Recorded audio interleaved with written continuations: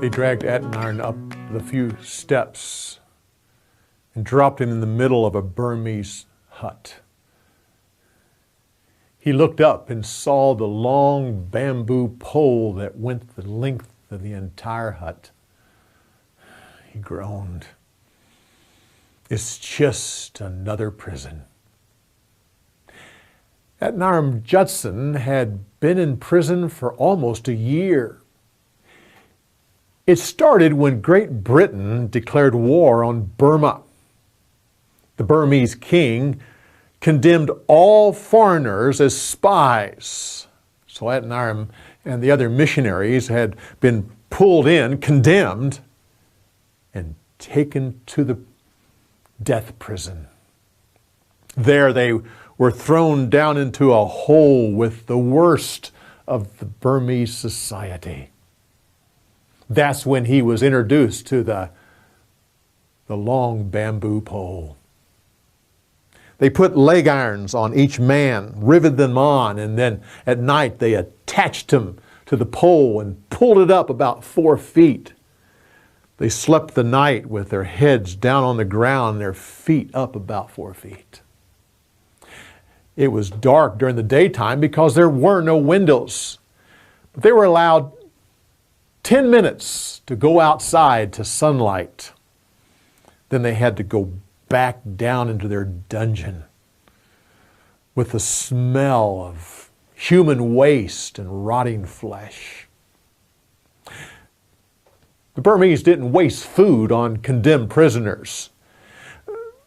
But Anne, Adoniram's wife, could come every other day and bring a little bit of food. He couldn't actually get to see her, but he could hear her voice. This was encouraging to him because at least then he knew that she wasn't in another dungeon somewhere. Oh, she could not have survived that, especially now that she was expecting their child. One day he said to her, "What about my New Testament? Did they destroy it? Do you still have it?" Adoniram had worked 9 years in organizing the Burmese language and then translating the New Testament into Burmese. No, I hid it. I buried it in the ground, but it won't last long. It will rot there. What should I do?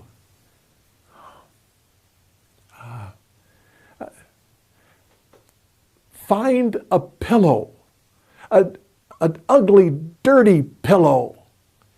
Take the pages of the New Testament and sew them inside. Make sure that it's an ugly pillow so the guards won't steal them from me. And then bring it to me. Soon he had his prized pillow. He spent 11 months in that dungeon, going through all the horrors. After that time, they drew the missionaries out and took off their leg irons. Then they marched them out of the death prison. As he did, a guard reached over and grabbed the pillow away from him and threw it onto a trash heap to be burnt later. There was his life's work and his reason to live. They were to march 8 miles, but their feet were in such bad shape that they couldn't do it. After 4 miles, they all just collapsed and couldn't move any farther. They knew this meant execution. At that point, they didn't care. As they waited for the sword to fall, suddenly an ox cart was brought up, and their limp bodies were piled on the back of the cart. They were taken on the other 4 miles. In the bamboo hut, they once again put leg irons on them, and that night they attached it onto the pole and lifted it up. But Adoniram didn't even care. Eventually he just lost consciousness. During the night, he had a dream. He dreamed his wife was leaning over him and she had their baby girl. And then they just disappeared. In the morning, he found out that he wasn't dreaming. There was his wife, and she had brought food for all of them. And then she introduced him to their baby girl, Maria. His wife came every day with more food. Matter of fact, one of the Burmese Christians was a chef, and he brought plenty of food for all of them. Others came with medical supplies and nursed them back to health. He eventually found out that Burma had lost the war to Britain. And the king didn't want these missionaries to die. No, they were the only ones that could translate the treaties between the two nations.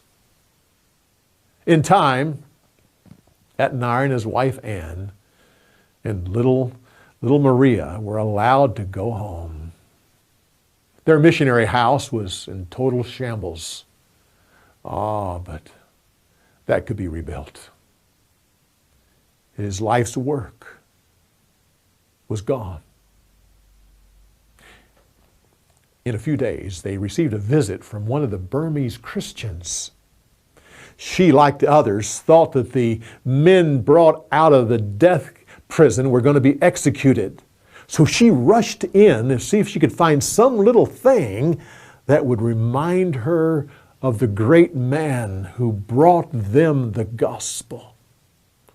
That's when she saw the ugly pillow. She quickly grabbed it and snuck it on out and took it home. She was about to wash it when she realized there was something on the inside. She opened it up, and to her amazement, she found the Burmese New Testament. Oh, she treasured it with her life. Adoniram and Anne stood there listening to this Burmese Christian tell this story. Finally, the lady said, "And here, I have brought it today to give back to you." Adoniram took that New Testament. He then worked to finish the rest of the Bible.